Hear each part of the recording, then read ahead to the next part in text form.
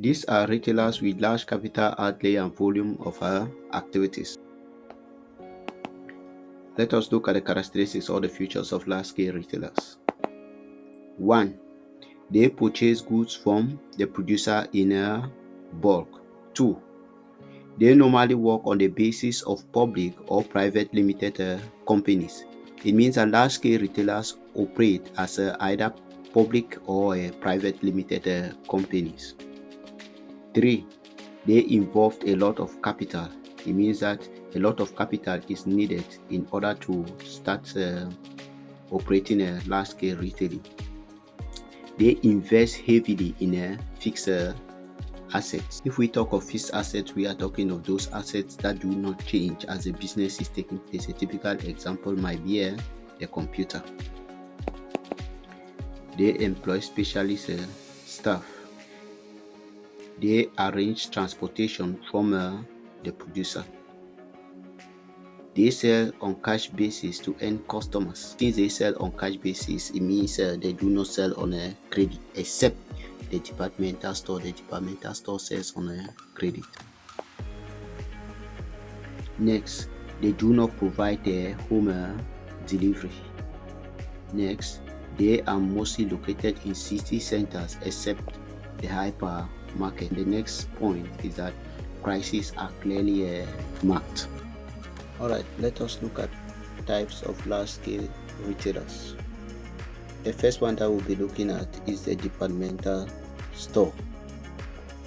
This is a type of retailing that sells different products in different departments under the same roof. Now, when we talk of a departmental store, it means that it has different departments that are selling different types of goods, but all of them are located under the same roof. Let me give a little illustration. If we consider this drawing to be a departmental store,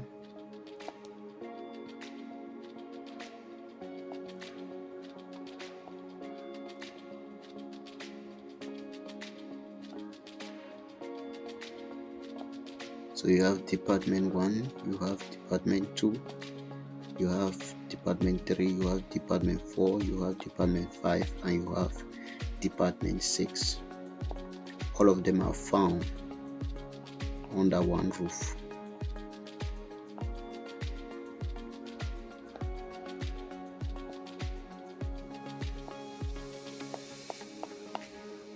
So you might have this department, they are selling clothing. This other department, perhaps they are selling drinks. This other department, they are selling sports wares. This other department, they are selling kitchen utensils. You will realize that all of these departments, when they are found under the same roof, but each specializes in selling a particular type of good. Now let us look at the characteristics of the departmental store. Many department or specialized shops under one roof. Each department specializes in selling a particular type of product. They provide credit facility. Each department is headed or controlled by a departmental manager called the buyer or the specialist buyer. And the next one, they provide loss leader facilities. That is, they reduce the price in one department to attract customers. Yeah. Now, as far as the departmental store is concerned, what they do is that they always have a department that they call the loss leader department. And in that department, they sell products at very low prices in order to attract customers. They always make sure that the loss leader department is placed in such a way that if one wants to visit it, the person might also have a view of the other shops. So according to our drawing here, it will be good that we place the loss leader department in department 6, so that when someone enters through the door, the person can have a view of all the shops before actually reaching a shop 6. And at the end of it, the person might realize that he has bought goods maybe from the other shops without him actually visiting the loss leader department. And the last point is that each department helps to advertise the order. Let us look at the next type of large-scale retail shop, which is the multiple shop. Now, these are identical shops scattered all over a country or run by one firm. A typical example is a press book in Cameroon. Now, what I want us to understand as far as multiple shops are concerned is that there are shops that are established in multiples under the same management. A typical example is press book in Cameroon, while another example is the better shoe go and the CN in India. This type of shop is known in Europe as multiple shops, while in America it is known as chain stores. Now let us look at the characteristics of the multiple shop. 1. All shops are identical. 2. Same product line is sold through all the shops. They sell on cash base. The stock is centrally bought. Stock can be moved between branches. All shops are controlled by the headquarters. Advertisement or other expenses are done by the head office. So as far as the multiple shop is concerned, you will take note that nearly every decision concerning the multiple shop is done at the level of the headquarters. But it is not like that with the departmental store, because with the departmental store we have said that each department is headed by a departmental manager who is usually referred to as the buyer. So it means that if goods are out of stock, it means that the departmental manager will buy goods to add to the shop. But in the case of the multiple shop, we said that stock is centrally bought, which means that if the goods, one of the shops is getting finished, they have to ask for more stocks from the central office, and the central office will see how they can supply them with more stock. Now let us look at the supermarket. These are large self-service shops selling mostly household and food items. Let us look at the distinguishing characteristics of the supermarket. They specialize in selling mostly food stuff and household items. They are at least 556 square meter. They provide one-stop shopping facility.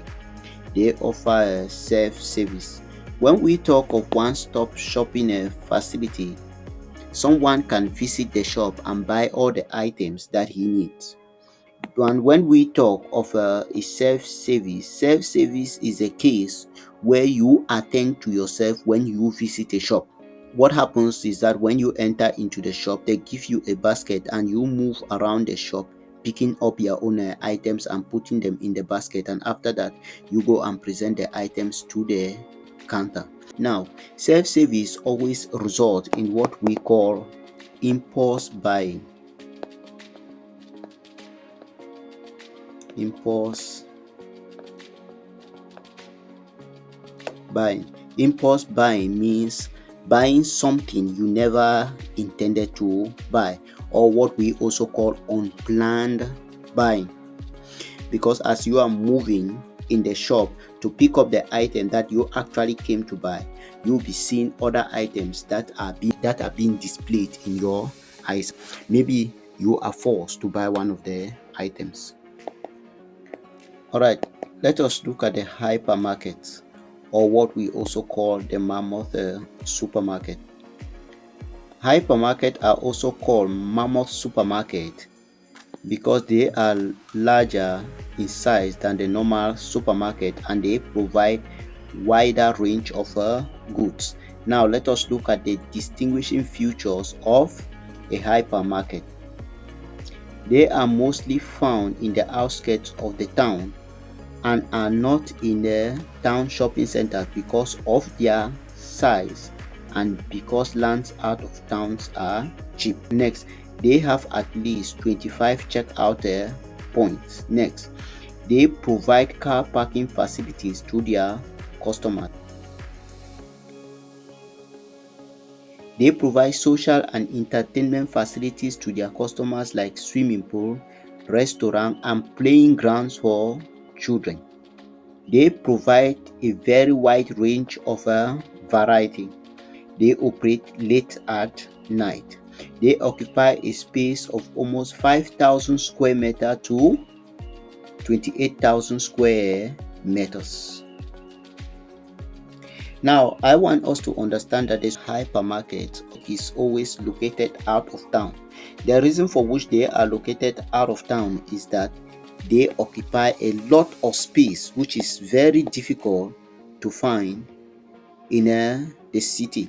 And the next reason is that land out of town is cheap. It is very difficult. Even if such a land is available in city, it will be extremely expensive. Now let us look at the office mall or the shopping mall, or what we call the precincts.